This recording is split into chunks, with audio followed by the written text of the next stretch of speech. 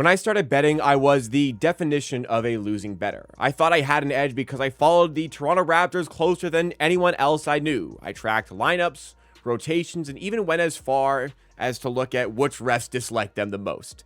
But none of it mattered. I was still a losing bettor. Fast forward a few years, and over 5,000 bets later, tracked and verified on Betstamp, I'm showing a 2% ROI and nearly 2% CLV. I'm a profitable bettor, and I understand why. So in this video, I'm going to break it down for you. How I went from the guy who was chasing parlays to now the guy who's winning long term. I'm going to give you the habits, the mindset shift, and the lessons I learned along the way to make the difference. And hey, before we jump in, if you actually want to get information that's going to make you a better sports bettor, not just somewhere where you're just going to tail picks, then this is the channel for you. Make sure you do subscribe for more content just like this, and also make sure you've hit the like button if you find out something new along the way.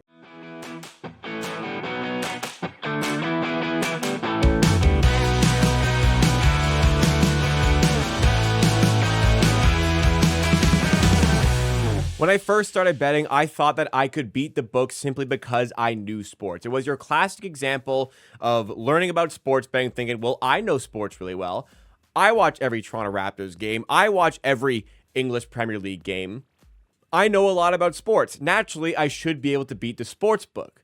I used to just pick teams based on who I thought was going to win the game. There wasn't a lot of thought, or nearly enough thought, that went into actual price sensitivity. There was no process, there was no tracking of bets, there was no line shopping to try and get the best price. Oftentimes, I'd be chasing parlays. Every Sunday, I'd throw down an NFL parlay.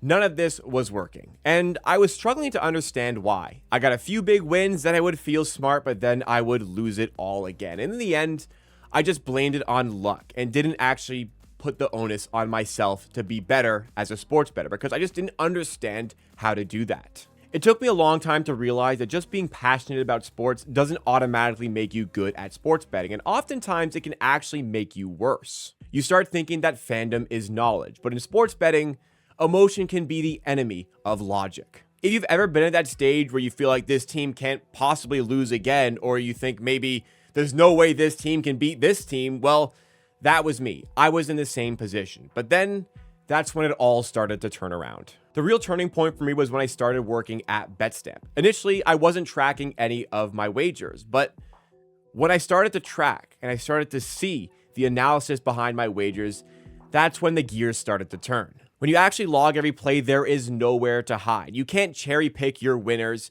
You see the results for what they are. You can't just remember the heaters, because those losers are still going to be very prominent within that tracking. My first few months of tracking were truly humbling. I realized that I was taking bad numbers constantly. I thought I would be making a really good wager and then the number would move against me at post. But seeing that data is what flipped the switch. I started caring less about who I was betting on and cared more about what price I got on that wager. That is the shift that changed everything. It's when I started to process sports betting as a market and math rather than just knowing sports and picking winners. Now, 5,000 bets later, where I'm doing my verified tracking on Betstamp, I'm showing 2% ROI, 1.9% CLV, and I'm up over 116 units. And even behind the scenes for stuff that isn't verified, my numbers are even greater. It's not because I became some genius bettor, it's because I just started to understand how markets work. And you kind of realize that it's way easier than you think. This is where the next chapter starts, and it's about understanding why bets win and lose, not whether they do.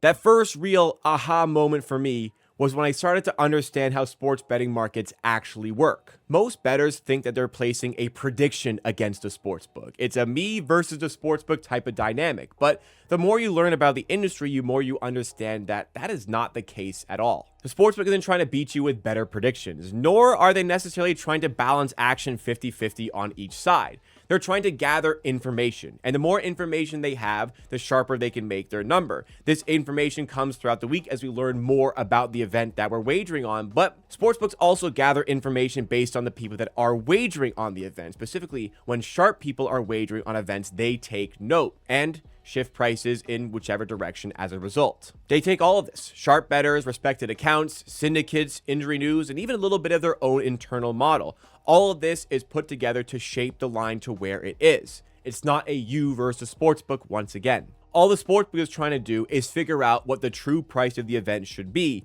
and you need to start trying to figure it out before they get there. Once I learned that, I started to understand why lines move and what those line movements actually represent. That's when top-down betting really started to click for me. It's not about handicapping each individual game from scratch. It's about being able to identify when the market was wrong, even temporarily. If sharper books were moving in one direction and other books weren't as quick to catch up, that presented itself an opportunity. Not because I suddenly knew who would win, it was because I was placing a wager at odds that were better than what should have been the actual price for the game. Now, top-down betting isn't for everyone. For a lot of people, it takes a lot of the excitement out of the equation. A lot of people want to feel rewarded with being able to model or handicap a game and be able to make their own prices to beat the sportsbook. And sure, there was a lot to that. But even along in this process, still understanding the market movements and understanding closing line value are significant to anybody who wants to get into sports betting and be successful at it. It teaches you to recognize which information matters,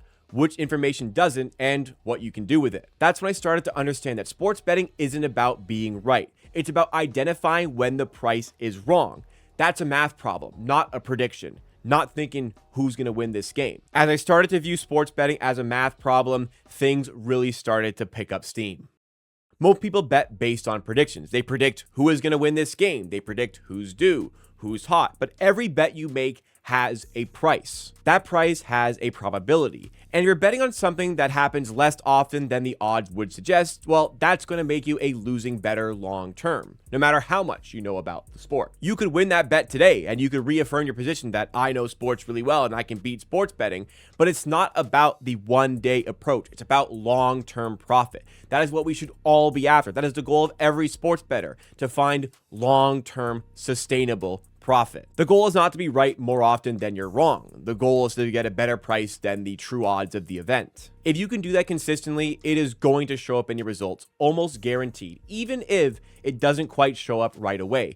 We're in this game for the long term, once again. Every market has the math already baked into it. It is your job as a sports bettor to find the mistakes in that math. And this is the part that people just don't realize. Even you right now might be watching this video, maybe having some doubts over what I'm saying right now. But trust me while I'm here.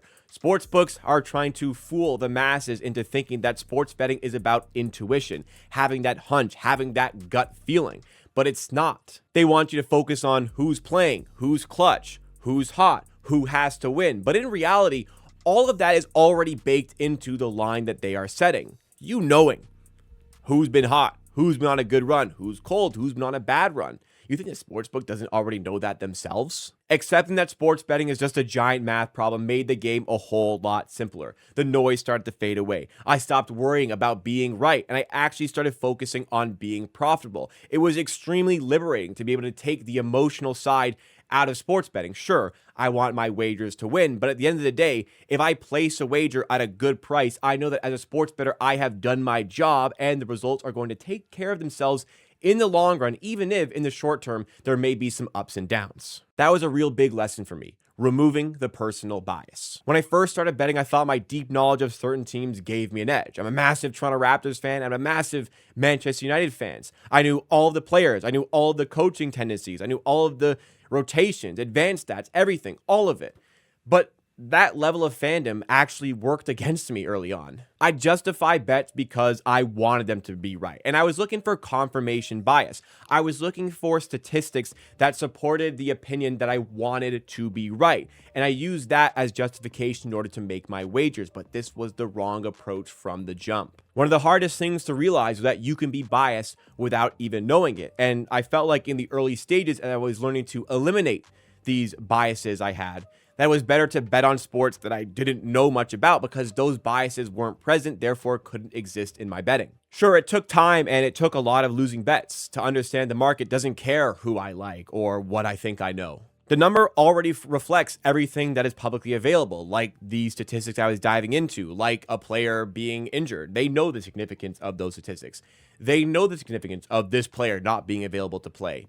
And they probably know it a lot better than I do. So if I'm betting on something I believe, then I better believe that the sportsbook doesn't know it as well, or else I am not betting with an edge. Now I treat every bet the same, whether it's the Toronto Raptors, who I love, or the Boston Celtics, who I hate, or two random teams I never watch. The process has to be identical. You're not betting teams, you are betting prices. And anyone who tells you otherwise, I can virtually guarantee is not presenting any verified tracking to showcase that they are a winning bettor. That mindset is huge. Once you start to take the emotion out of things, you start to see the game differently. The goal isn't to prove yourself right.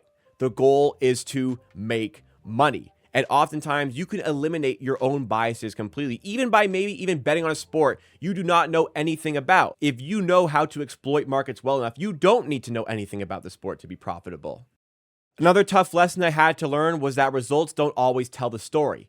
Process does. When I was new to betting, I judged everything pretty much based on whether a bet won or lost, or by watching the game. How did the team perform? Did they deserve to win? Did the bet deserve to win? If I lost 3 in a row, I would question my entire approach. If I won a few, I'd think I was on to something genius. But variance is brutal in this game, and it's something that even today I can sometimes struggle with. But if your process is sound, you're consistently beating the closing line, you know that your money is going in the right place. 10 bad bets in a row can win, and 10 good bets in a row can lose in a large enough sample size. That's why tracking helps more than anything. From the moment I joined BetStamp, I started logging every pick, every price, every result. Over time, patterns started to show up. My closing line value was consistently positive. This means that I was beating the market. Even when that win-loss record went through some tough stretches, I was confident in my wagers. That's where you learn another big lesson in sports betting, which is patience and winning long-term. The goal is not to be right tonight. It's about being right over the course of a season, or better yet, over the course of many years. That shift in mindset completely changed how I bet. I stopped chasing losses, stopped forcing action, and started waiting for real edges. Now I know that if I keep making good bets, the math will take care of itself. Even if there's a bad run of variance, I know that my money is going in the right place. I can trust my process and trust that I know that I'm making winning wagers over a long-term sample size. That's what separates the losing bettors from the winning bettors. Now we've arrived at the final lesson, and one that ties over everything. As much as I know about sports betting, I know that there is so much that I don't know about sports betting, and it's important to keep learning. Working with Rob taught me that betting is constant adaptation.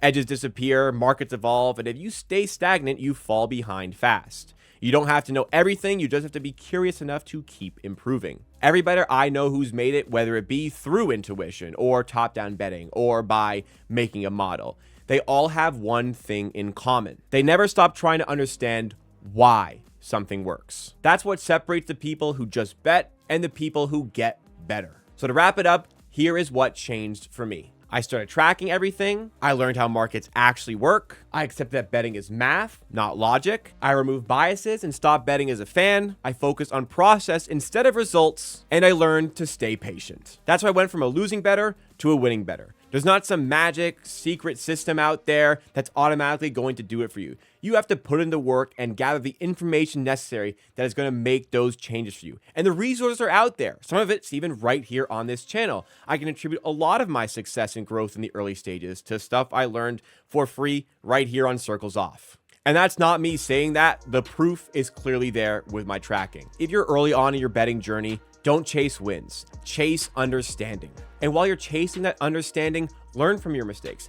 Bet amounts that you're able to lose. And as you learn and as you start to win, you can scale up and win more. Track your results, learn the math, and think about prices, not picks. That's the real foundation for becoming a long-term winner. If you enjoyed this, and especially if you learned something new from the video today, make sure you hit that like button and you're subscribed to the Circles Off channel. Drop a comment down below about what lesson helped you the most and what you're looking to learn next.